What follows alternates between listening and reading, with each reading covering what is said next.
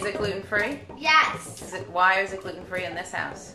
Because we like to eat gluten-free.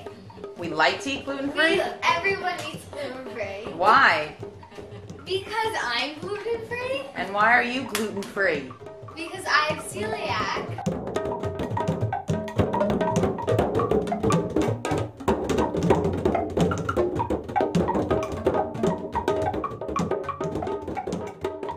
Right here, we see the beginning of what will soon be a pea soup. Now, this food is naturally gluten-free, as it doesn't require any sort of starch or flour. This pasta looks very similar to regular pasta. However, it is gluten-free, and as such, I can eat it.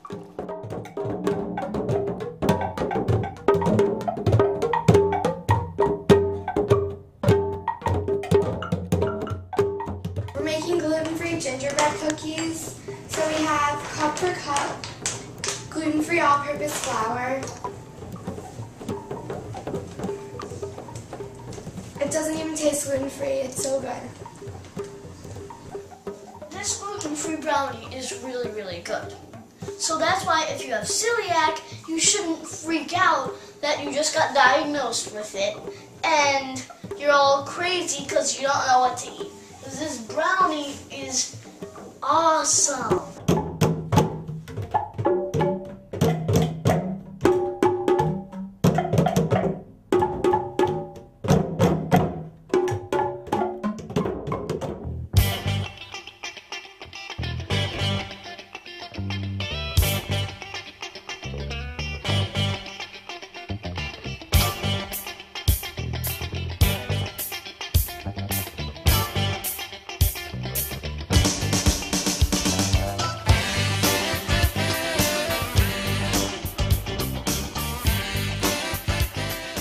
Why do people have celiac disease? Well, I don't really know because I've never studied this and I'm only in the 3rd grade.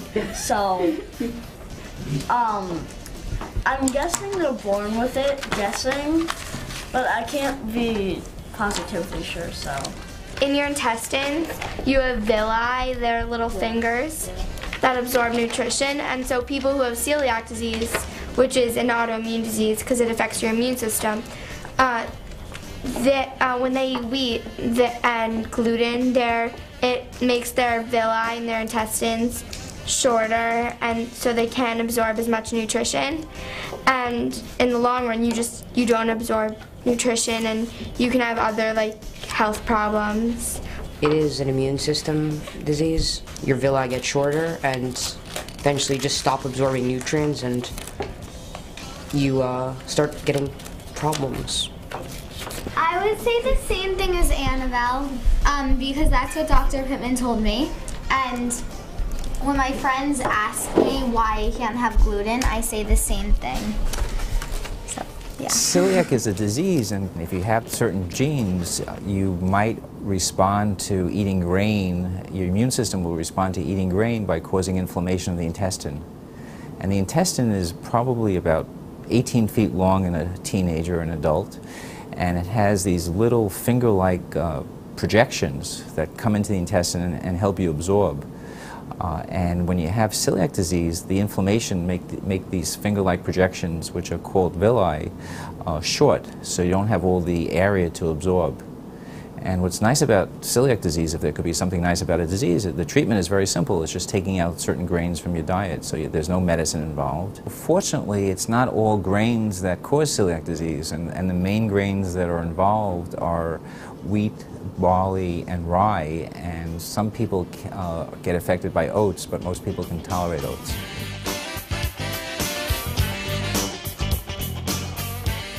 It was last year, so I was 10.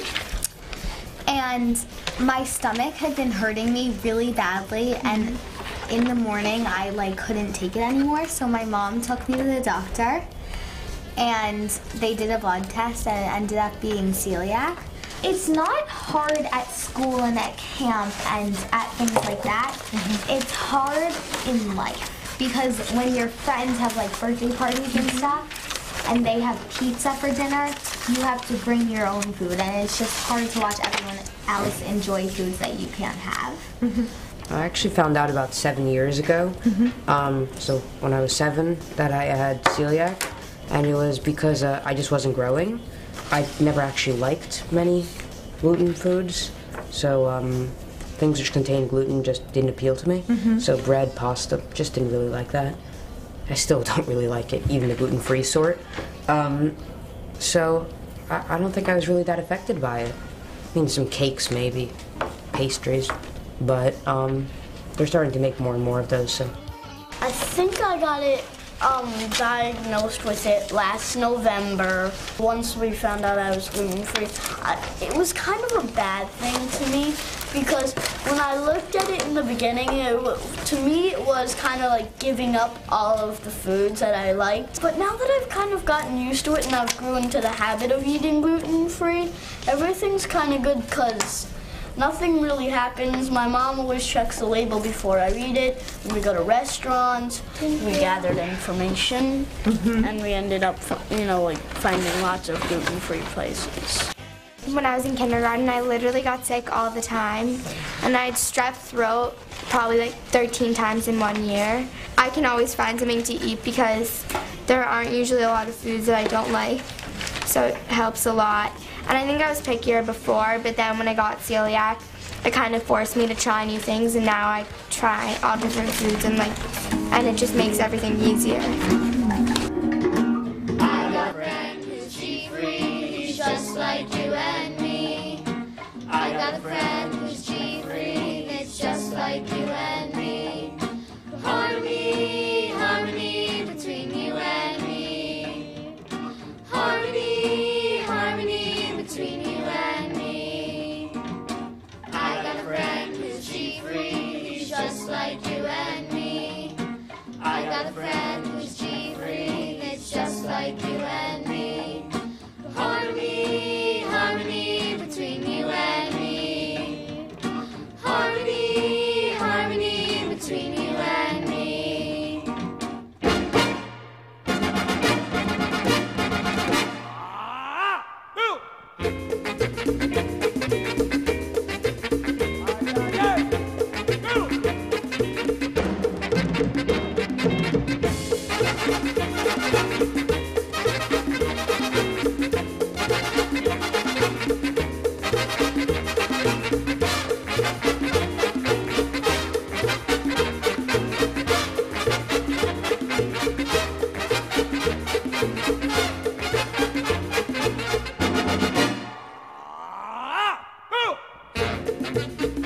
Chef Sandro, what are we making today?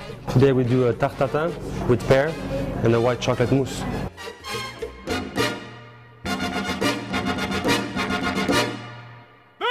Today we're making red velvet cake with the mascarpone mousse and the garnish of caramelized popcorn. So here I have different ingredients. I have tapioca flour, potato starch, I have rice flour too. I have, and that's it. So we can actually combine that together. This is a gluten-free red velvet cake layer, and it's made with tapioca flour and rice flour and corn flour, and it has chocolate in it, buttermilk, eggs, and red food color. But traditionally... So now I'm starting the dry items.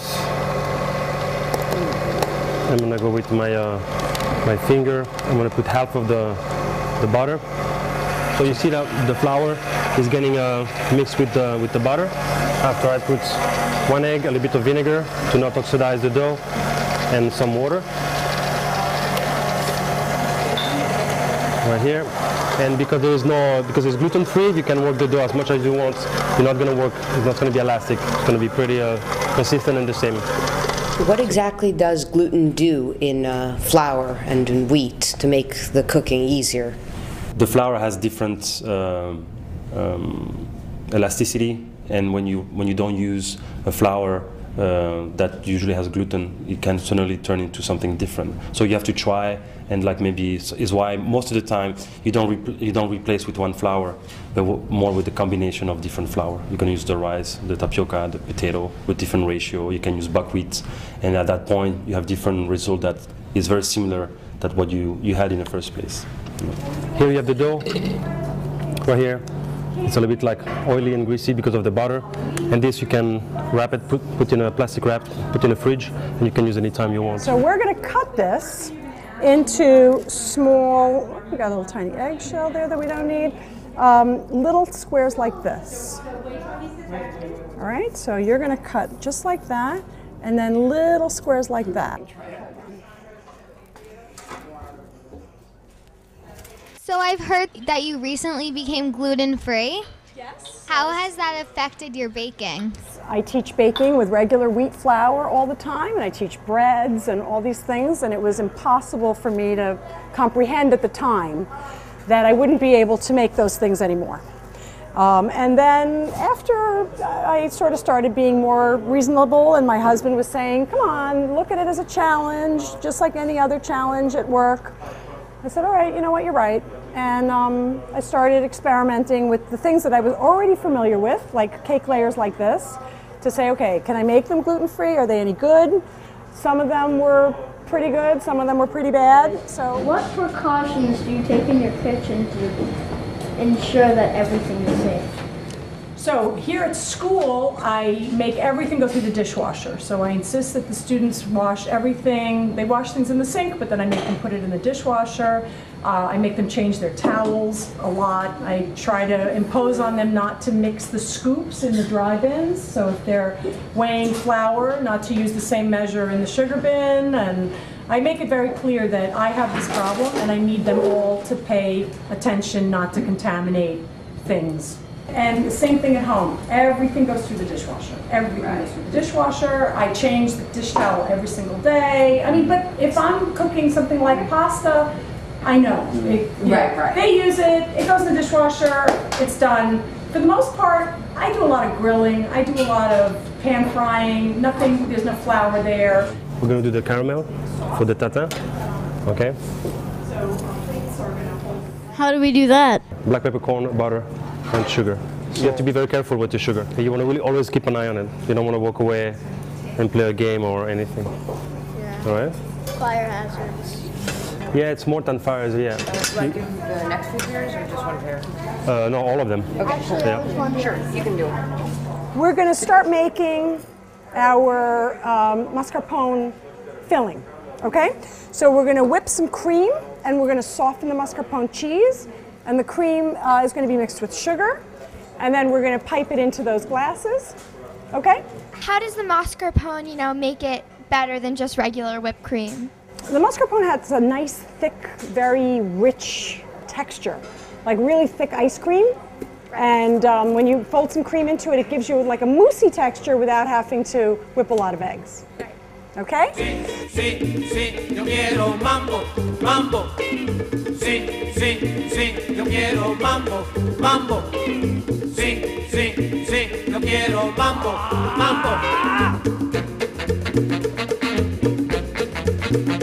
What we're trying to do right now is we're trying to take the pear slices and then fit them into the caramel, which creates the tart. And then if you look over here, the baking sheet has all of the puzzles on it, and then we're gonna cook it over the stove.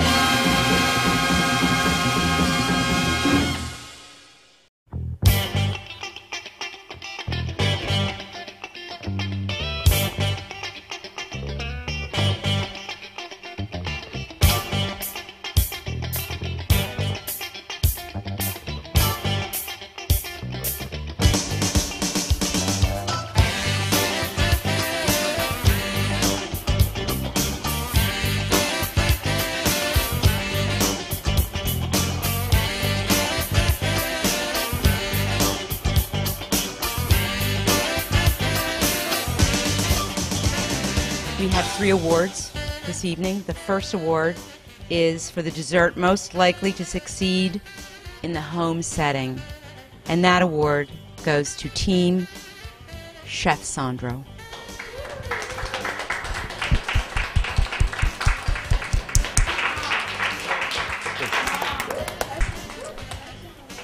The second award this evening for the presentation of the dessert goes to our very own Chef Michelle Girl Team.